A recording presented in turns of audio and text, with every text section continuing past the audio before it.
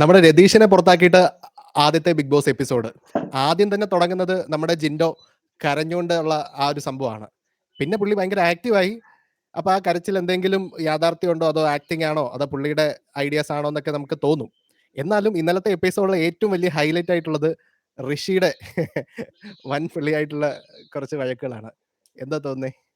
പക്ഷെ മോനെ ഒരു രക്ഷയില്ലെന്ന് പറഞ്ഞാൽ ഒരു രക്ഷയില്ല. അതായത് എനിക്ക് തോന്നുന്നത് ഞാൻ ഇതുവരെ കണ്ടിട്ടുള്ള ഒരു ബി എപ്പിസോഡിൽ മറ്റേ നമ്മുടെ റിയാസിന്റെ ഒരു സംഭവം ഉണ്ടായിരുന്നല്ലോ, മറ്റേ ഇതിൽ തടയ്ക്കുന്ന സാധനം. ഉം. അതുപോലെ തന്നെ മറ്റേ രവികുമാർ ഒന്ന് രണ്ട് ഫൈറ്റ് ഉണ്ടായിരുന്നു. അതൊക്കെ അതുപോലെ, അതായത് ഭയങ്കര വൺ പോളിസ് എപ്പിസോഡ്. ഒരു കാര്യം പറയാനില്ല. അതായത് ഇമോഷൻസിന്റെ ഒരു റോളർ കോസ്റ്റർ റൈഡ് എന്നൊക്കെ പറയത്തില്ലേ, നമ്മളതില് ചിരിച്ചു, നമ്മുടെ കണ്ണു നനഞ്ഞു. ഭയങ്കര രസമുള്ള ഒരു എപ്പിസോഡ്, ഒന്നും പറയാനില്ല. ഇതില് വേറെ വലിയ സംഭവം എന്താന്ന് വെച്ച് കഴിഞ്ഞാല്, ഞാൻ ഇന്നലെ ജസ്റ്റ് ഇത് ബിഗ് ബോസ് കണ്ടുകൊണ്ടിരിക്കുന്നതിനിടയിൽ തന്നെ ഞാൻ കയറി വോട്ട് രേഖപ്പെടുത്തി. പക്ഷെ വോട്ട് രേഖപ്പെടുത്തിയതിനു ശേഷം എനിക്ക് ആ വോട്ട് മാറ്റണമെന്ന് തോന്നി. കാരണം ഓരോ നിമിഷവും ഓരോ ആൾക്കാരെ കുറിച്ചുള്ള നമ്മുടെ പെർസ്പെക്റ്റീവ് മാറിക്കൊണ്ടിരുന്ന ഒരു എപ്പിസോഡായിരുന്നു. ഓരോ നിമിഷവും എനിക്ക് സത്യം പറഞ്ഞാൽ ആർക്കാ ഇടയ്ക്ക് വോട്ടിട്ടെ? എപ്പോഴോ സോറി, ഞാൻ വോട്ടിട്ടത് സത്യം പറഞ്ഞ മറ്റേ രശ്മിനാണ് വോട്ടിട്ടത്. അത് വേണ്ടായിരുന്നു എന്ന് എനിക്ക് തോന്നി. എനിക്ക് സീരിയസ്ലി ആ വോട്ട് മാറ്റണമെന്നുണ്ടായിരുന്നു. പക്ഷെ അൺഫോർച്ചുനേറ്റ്ലി ഞാൻ ഓൾറെഡി ഇട്ട് പോയതുകൊണ്ട് മാറ്റാൻ ഒരു മാർഗ്ഗം ഇല്ലാതായി. പക്ഷേ ഞാൻ ഇന്നലെ രാത്രി 12 മണിയൊക്കെ 11:30 കണ്ടോണ്ട് ഞാൻ ആ സമയത്ത് ഋഷിക്ക് വോട്ടിട്ടു. പിന്നെ അത് കഴിഞ്ഞിട്ട് പിന്നെ ഒന്നുകൂടി ഋഷിക്ക് വോട്ടിട്ടു. കാരണം ഇങ്ങനെ പ്രൊവോക്ക് ആവുന്ന സംഭവം ഗെയിം പെർസ്പെക്റ്റീവിൽ അതൊന്നും ശരിയല്ല. പക്ഷെ കാഴ്ചക്കാരന്റെ എപ്പിസോഡിൽ ഓക്കെ, അങ്ങനത്തെ കുറച്ച് കോണ്ടന്റ് വൈസ് ഒക്കെ ആണെങ്കിൽ ഭയങ്കരമായിട്ട് പുള്ളിക്ക് വിഷമമായി. പുള്ളി ആദ്യം എനിക്ക് മനസ്സിലായത് പുള്ളിക്കാരൻ എന്തുമാത്രം ഗബ്രിയെ ട്രസ്റ്റ് ചെയ്തിരുന്നു എന്നുള്ളൊരു സംഭവം. അതെ ജെന്യൂനിറ്റി. അത്രമാത്രം പുള്ളി ഗബ്രിയെ ട്രസ്റ്റ് ചെയ്തിരുന്നു. പിന്നെ പുള്ളി ഇപ്പോഴും എന്താ പറയാ, ഒരു ഇമോഷണലി ഒന്നും അത്ര സ്റ്റേബിൾ ആയിട്ടില്ല. പുള്ളി ഇപ്പോഴും ഒരു കൊച്ചു കുഞ്ഞിന്റെ ഒരു ലെവലിലേക്കാണ്. പുള്ളി പക്വതയിലേക്ക് എത്തിയിട്ടില്ല. അതുപോലെ തന്നെ ജിൻഡോ ആ ശരീരവും വെച്ചിട്ട് ആ കിടന്ന് കരയുന്ന കാണുമ്പോൾ അമ്മയെ എനിക്ക് പാല് വേണം എന്നുള്ളൊരു ഫീൽ ആയിരുന്നു. പക്ഷെ എന്നാലും എന്ത് രസമായിരുന്നു ആ തടിയും ആ മുഖവും എല്ലാം കൂടെ വെച്ചിട്ട് പുള്ളി അവിടെ തറയിൽ കിടന്ന് ആ ഒരു കരച്ചില് കരയുന്നത് കാണാൻ. ഒരു ചാൻസ് കൂടെ കൊടുത്തൂടെ? അത് കംപ്ലീറ്റ്ലി ഫേക്ക് ആണ്, പക്ഷെ എന്നിരുന്നാലും അത് കാണുമ്പോൾ ഒരു രസം. ഡെവിനെ പറയടാ, ഋഷിയുടെ എന്ത് തോന്നി പ്രകടനം കണ്ടിട്ട്? എനിക്ക് തുടക്കം തന്നെ ജാൻമണീനെ തൊട്ട് എനിക്ക് ഇഷ്ടമായിട്ട് തോന്നുന്നു. കാരണം ജാൻമണി തുടക്കം തന്നെ മറ്റവരൊരു ഗ്രൂപ്പായിട്ട് ഋഷീനെ ഫോക്കസ് ചെയ്തുകൊണ്ടിരുന്നു. അതാണ് ഇഷ്യൂവിന് തുടക്കം. ഗ്രൂപ്പായിട്ട് ഋഷീനെ ഫോക്കസ് ചെയ്തിട്ട് ഇത് നമുക്ക് ഋഷീനെ തന്നെ ടാർഗറ്റ് ചെയ്യാന്ന് പറഞ്ഞു കഴിഞ്ഞപ്പോൾ ജാൻമണിക്ക് ജിൻഡോനെ പറയണം.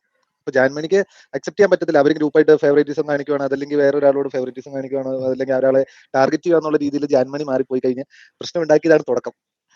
ഋഷിയുടെ അടുത്ത് എന്ന് പറഞ്ഞത് അവിടെയാണ് ഋഷി ബാക്കിയുള്ള തുടക്കം തൊട്ടേ ഉള്ള ഗബ്രി അടുത്ത് വന്ന് എന്റെ അടുത്ത് വന്ന് ചിരിച്ചിട്ട് പോയി, നീ പലതവണ എന്റെ അടുത്ത് ചിരിച്ചിട്ട് പോയി. ഒരിക്കലും സ്ക്രീൻ സ്പേസിന് വേണ്ടിയിട്ടോ അതല്ലെങ്കിൽ ഒരു ആക്ടിന് വേണ്ടിയിട്ടോ അതല്ലെങ്കിൽ ഒരു സീൻ ക്രിയേറ്റ് ചെയ്യാൻ വേണ്ടിയിട്ടോ ഋഷി ചെയ്തതല്ല. ഋഷിയുടെ ഉള്ളിൽ നിന്ന് വന്നതിന് പ്രോപ്പറായിട്ട് നമുക്ക് മനസ്സിലാവും. എല്ലാവർക്കും ഒരു കണ്ണടച്ചിരുന്ന് കേട്ടാ മനസ്സിലാവും. അത് കണ്ണടച്ചിരുന്ന് കേട്ടാ മനസ്സിലാവും. നമുക്ക് നമ്മൾ തന്നെ പല ഇമോഷൻസിലൂടെ എനിക്ക് ജാൻമണിയുടെ കാര്യത്തിൽ തോന്നിയൊരു സംഭവം എന്താന്ന് വെച്ച് കഴിഞ്ഞാല്, രണ്ടുപേരും ആക്ച്വലി യൂസ് ചെയ്ത് രണ്ട് സ്ട്രാറ്റജി ആയിപ്പോയി. കാരണം ജാൻമണിക്ക് ജാസ്മിൻ പെട്ടെന്ന് കയറി വന്നിട്ട് ജാസ്മിൻ ആ ഒരു എന്താ പറയാ ഓവർ പവർ ചെയ്യുന്നു എന്നുള്ളൊരു ഫീല് വന്നു.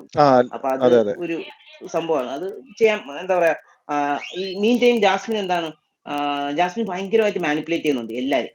ഭയങ്കരമായിട്ട് ജാസ്മിൻ ആ ഒരു മാനിപ്പുലേറ്റീവ് സ്ട്രാറ്റജി എടുക്കുന്നുണ്ട്. അപ്പൊ എനിക്ക് പേഴ്സണലി ഫീൽ ചെയ്തത് എന്താണെന്ന് വെച്ച് കഴിഞ്ഞാൽ, ജാസ്മിനെ വെച്ച് നോക്കുന്ന സമയത്ത് അവിടെ കുറച്ച് സ്ട്രോങ് ആയിട്ട് നിൽക്കുന്ന കുറച്ച് ആൾക്കാരുണ്ട്. അതായത് strong in the sense like അവര് വീട്ടിൽ സ്ട്രോങ് അല്ല, പക്ഷെ എന്നിരുന്നാൽ പോലും നമുക്ക് തന്നെ അറിയാം ഋഷി എന്ന് പറയുമ്പോഴത്തേക്ക് വളരെ നാച്ചുറൽ ആയിട്ട് ഉണ്ടായിട്ടുള്ള ഒരു വലിയ ഫാൻ ബേസ് പുള്ളിക്കാരൻ പുറത്തുണ്ട്. മനസ്സിലായില്ലേ? അപ്പൊ അത് കുറച്ചുകൂടെയൊക്കെ ഋഷി അവിടെ നിന്ന് കഴിഞ്ഞാൽ പിന്നെ ഋഷിനെ പുറത്താക്കുക പാടാം. ഈ ഒരു ഇപ്പം രതീഷിനെയൊക്കെ ഇപ്പൊ പുറത്താക്കിയത് കൊണ്ട് ഭാഗ്യം.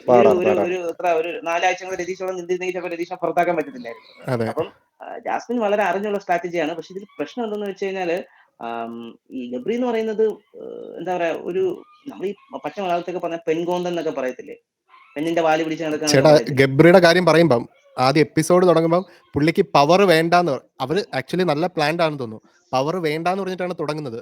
എന്നിട്ട് അത് കഴിഞ്ഞിട്ട് നൈസായിട്ട് മറ്റേ കോമണർ ആയിട്ടുള്ള പുള്ളിക്കാരി ഒഴിവാക്കി.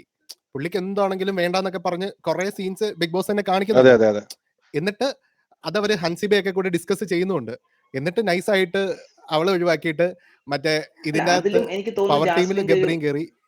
അതിലും തോന്നുന്നു ജാസ്മിന്റെ ഒരു ചെറിയ ഒരു ഇടപെടൽ ഉണ്ടാവും തോന്നുന്നു. കാരണം ഗബ്രി സ്വന്തമായിട്ടൊരു ഇതില്ലാതെ ജാസ്മിന്റെ വാലിൽ തൂങ്ങി നടക്കുന്ന വെറും ഒരു എന്താ പറയാ പപ്പറ്റ് പോലെയാണ് എനിക്ക് ഫീൽ ചെയ്തത്. അവളുടെ എന്താ പറയാ കുറച്ച് വെച്ചിട്ട് അവനെ ജാസ്മിന് മാനിപ്പുലേറ്റ് ചെയ്ത് നല്ല അവസാനം രീതിയിൽ അവന് നെഗറ്റീവ്സ് അവൻ അടിച്ചു വരുന്നുണ്ട്. കൊടുക്കുകയും ചെയ്യും. അത് വേറെ കേസ്. അതെ. അതെ അതെ അതെ. നോക്കാം നമുക്ക് ഇന്നലെ ഏത് മറ്റേ രീതിയിലാണ്. ജാൻമണിയും ശ്രീരേഖയാന്ന് തോന്നുന്നു ഇവര് സ്റ്റേ ചെയ്യണത്, അതായത് ഒരു റൂമിൽ കിടക്കുന്നതൊക്കെ കൊണ്ട് ഇങ്ങനെ കാണിക്കുന്നത് ലൈവിനകത്തുണ്ടായിരുന്നു ബിഗ് ജാൻമണിയുടെ ബോസിൽ. ഒരു ഇവര് രക്ഷയില്ല. റൂമിൽ അവിടെ കിടന്നുറങ്ങുന്നത്. അത്രയും പേര് 4 പേരുടെ ഇടയ്ക്ക് ഒരു സ്റ്റാൻഡ് എടുത്തിട്ട് അത് അവിടെ ഒരു പ്രശ്നം ക്രിയേറ്റ് ചെയ്യുക. എന്റെ ഓഡിയൻസിന് ഞാൻ ഇതല്ല കൊടുക്കാൻ ആഗ്രഹിക്കുന്നതെന്നൊക്കെ പറഞ്ഞിട്ട് അവിടെ വളരെ സംസാരിച്ച്. വ്യക്തമായിട്ട് വളരെ ജെന്യൂൻ ആയിട്ടുള്ള ഒരു അതെ. എന്താ പറയാ ഒരു സ്റ്റാൻഡ് ഉണ്ടായിരുന്നു. ഇല്ലാന്ന് പറയാൻ പറ്റത്തില്ല. ജാൻമണിക്ക് സത്യം പറഞ്ഞാൽ അതാണ് പറഞ്ഞത്. എനിക്ക് സം പോയിന്റ് ഓഫ് ടൈം ഈ പറയുന്ന വോട്ട് മാറ്റി കൊടുക്കണം എന്ന് തോന്നിയില്ല. ബേസിക്കലി എനിക്കത് മാറ്റി ജാൻമണിക്ക് കൊടുക്കണം എന്ന് തോന്നിയായിരുന്നു. കാരണം അതിനുള്ള ബേസിക് റീസൺ എന്ന് പറഞ്ഞു അതെ കഴിഞ്ഞാൽ അതെ. ആ ഒരു സ്റ്റാൻഡ് എടുക്കുക എന്നുള്ള സംഭവമാണ്. എനിക്ക് ഇപ്പം നേരത്തെ നിങ്ങൾ പറഞ്ഞു ഋഷിക്ക് എനിക്ക് പക്ഷെ ഒരു സമയത്തും ഋഷിക്ക് കൊടുക്കുമെന്ന് തോന്നില്ല. കാരണം ഋഷി ഇമോഷണലി ഇത്രയും വീക്ക് ആയിട്ടുള്ള ഒരു വ്യക്തി ഇനി അങ്ങോട്ട് എങ്ങനെ പിടിച്ചിരിക്കാനാണ്? കുറച്ച് കോണ്ടന്റ് എന്തായാലും ഉണ്ടാക്കും. ഈ നല്ല രസമായിരിക്കും. പക്ഷെ ഈ പുള്ളിക്ക് പറ്റിയൊരു കളിയല്ല ഈ പറയുന്ന ബിഗ് ബോസ്. അതെ ഇമോഷണലി അതെ. ഭയങ്കര വീക്ക് ഭയങ്കര ആയിട്ടുള്ള ഇമോഷണൽ. സംഭവമാണ്. അത് ജാൻമണി ഓക്കെ ആണ്. പിന്നെ എനിക്ക് ഇപ്പം പേഴ്സണലി എന്തെന്ന് വെച്ച് കഴിഞ്ഞാൽ ജാസ്മിൻ അവിടെ കുറച്ചുകൂടെ നിൽക്കണമെന്നുണ്ട്. കാരണം എന്തെന്ന് വെച്ച് കഴിഞ്ഞാൽ നമുക്ക് ഒരു നെഗറ്റീവ് ക്യാരക്ടർ ഇല്ലെങ്കിൽ ഒരിക്കലും നമുക്ക് പോസിറ്റീവ് ക്യാരക്ടേഴ്സ് ഉണ്ടാകത്തില്ല. അപ്പൊ ഇവള് എനിക്ക് തോന്നുന്നു അത്യാവശ്യം ഇനിയിപ്പം നമുക്ക് എടുത്തു പറയത്തക്ക ഒരു നെഗറ്റീവ് ക്യാരക്ടറായിട്ട് അവൾ വളർന്നു വരും എന്നാണ് യെസ്. എനിക്ക് തോന്നുന്നത്. പിന്നെ എനിക്ക് ബാക്കിയുള്ളവർ ഇന്നലെ നിങ്ങൾ എത്ര എല്ലാവരും പേര് ശ്രദ്ധിച്ചു എന്ന് അറിയത്തില്ല. ആരേട്ടാ? നമ്മുടെ റോക്കിയുടെ കണ്ണ് നിറഞ്ഞത്. അതെ. റോക്കി എന്തിനാ കരഞ്ഞത്? എനിക്ക് ഒരു പിടിയും കിട്ടിയില്ല. പക്ഷെ എനിക്ക് ആ അത് ചിലപ്പം കരച്ചില് ആ ജാസ്മിൻ ഭയങ്കരമായിട്ട് കരഞ്ഞു. റോക്കി പ്രൊവോക്ക് ചെയ്തിട്ട് അത് ഭയങ്കരമായിട്ട് പൊട്ടിക്കരഞ്ഞു. അതിന്റെ ഇടയ്ക്ക് അവിടെ ഇരുന്നപ്പോഴത്തേക്ക് അവന് കരച്ചിൽ വന്നതായിരിക്കാം. പക്ഷെ എന്നാലും എനിക്ക് ആ കണ്ണുനീര് കുറച്ചുകൂടെ, അതായത് ജാസ്മിന്റെ കരച്ചിലിനേക്കാൾ കുറച്ചുകൂടെ ജെന്യൂൻ ആയിട്ട് എനിക്ക് റോക്കിയുടെ കരച്ചിൽ ഫീൽ ചെയ്തു എന്നുള്ളത് സത്യമാണ്. ഏതായാലും ഋഷിയുടെ കാര്യത്തിൽ നമ്മൾ ആദ്യം പറഞ്ഞു ഋഷിയൊക്കെ അവിടെ ഉണ്ടോന്ന് പോലും നമ്മൾ സംസാരിച്ചു. പക്ഷേ ജാസ്മിന്റെ ഈ ഒരു വർക്കിൽ കൂടെയാണ് ഋഷി സംസാരിച്ച് കണ്ടത്. അത് വേറെ കാര്യം. വേറെ ജാസ്മിനെ പോലെ വേറെ ഈ പറയുന്ന പോലെ ആ ഹൗസിനുള്ളിൽ എന്തൊക്കെ പറഞ്ഞാലും നമ്മൾ പ്രണയം അതൊക്കെ പറഞ്ഞാലും അതുപോലെ പ്ലാനൊക്കെ ചെയ്ത് കുറച്ച് കുത്തിത്തിരിവുകൾ ഉണ്ടാക്കാൻ വേണ്ടിയിട്ട് അവിടെ ഒരാളുണ്ട്. ഇനിയിപ്പോ എനിക്ക് തോന്നുന്നു ഋഷി ഈ പറയുന്ന പോലെ പ്രൊവോക്ക് ആയില്ലെങ്കിൽ പുള്ളി പിന്നെയും സൈലന്റിലോട്ട് മാറാൻ ചാൻസ് ഉണ്ട്. പിന്നെ നമ്മുടെ ജാൻമണി കയറി വരാം. പിന്നെ സിജോയുടെ ആ ഒരു എന്താ പറയാ സമാധാനിപ്പിക്കുന്നത്. അവസരോചിതമായിട്ടുള്ള ഇടപെടലായിരുന്നു. അത് എനിക്ക് ഭയങ്കരമായിട്ട് ഇഷ്ടപ്പെട്ടു. കാരണം ഒരാൾക്ക് അത്രയും തകർന്നിരിക്കുന്ന സമയത്ത് എങ്ങനെയാണോ പുള്ളിയെ കൺസോൾ ചെയ്യേണ്ടത്, സിജോയുടെയും ആ ഒരു ആക്ട് എനിക്ക് ഭയങ്കരമായിട്ട് അപ്രീഷിയേറ്റ് ചെയ്യണമെന്ന് തോന്നി. യെസ്. കാരണം ഒരു സ്വന്തം അനിയനെ എന്താ പറയുക കൺസോൾ ചെയ്യുന്ന പോലെ ആ ഒരു കൺസോൾ ചെയ്തെടുക്കുക, അത് ഒരു ഭയങ്കര രസമുള്ള ഒരു അതെ. ക്യാരക്ടറിസ്റ്റിക് ആണ്. അത് ഭയങ്കരമായിട്ട് അപ്രീഷിയേറ്റ് ചെയ്യണമെന്ന് തോന്നി.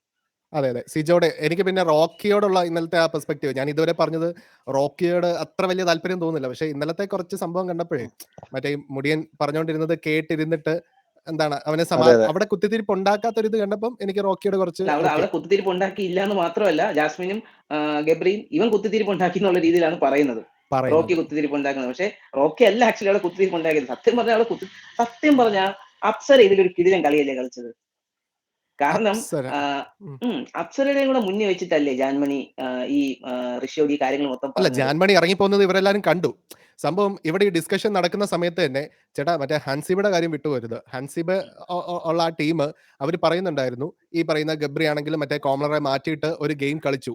എന്നിട്ട് മറ്റേ ജാസ്മിനെ അകത്ത് കയറ്റി ഗബ്രി പുറത്തു പോയതുമില്ല, ജാസ്മിനെ അകത്ത് കയറ്റുകയും ചെയ്തു.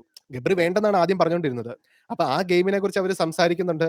അതിനുശേഷം ഈ പറയുന്ന ജാൻമണി ആണെങ്കിൽ ദേഷ്യപ്പെട്ട് പുറത്തു പോകുന്നു. അപ്പൊ എന്താ കാരണം എന്നറിയാൻ വേണ്ടിയിട്ടുള്ള ഒരു ഡിസ്കഷന്റെ ആണ് ഈ പറയുന്ന ജാൻമണി മറ്റേ മുടിയന്റെ കാര്യം പറയുന്നത്.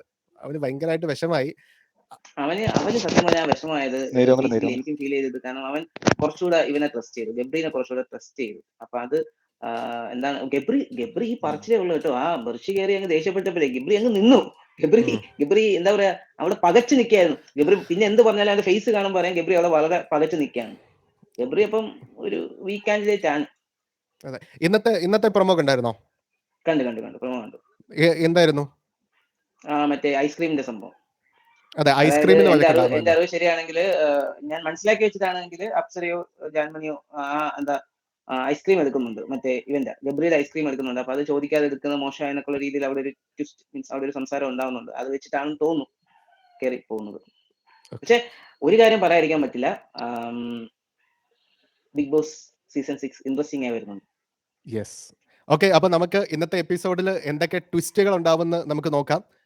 അപ്പൊ നമുക്ക് അത് കണ്ടിട്ട് അഭിപ്രായം പറയാം. നിങ്ങളൊരു കോമണർ ആണെങ്കിൽ നിങ്ങൾക്കും ഈ ഡിസ്കഷന്റെ ഒരു പാർട്ട് ആവാം. നിങ്ങൾ കമന്റ് ചെയ്യൂ നിങ്ങളുടെ അഭിപ്രായങ്ങൾ. നിങ്ങളെ നമ്മൾ സെലക്ട് ചെയ്യുന്നതായിരിക്കും. Okay thanks. Okay thank you.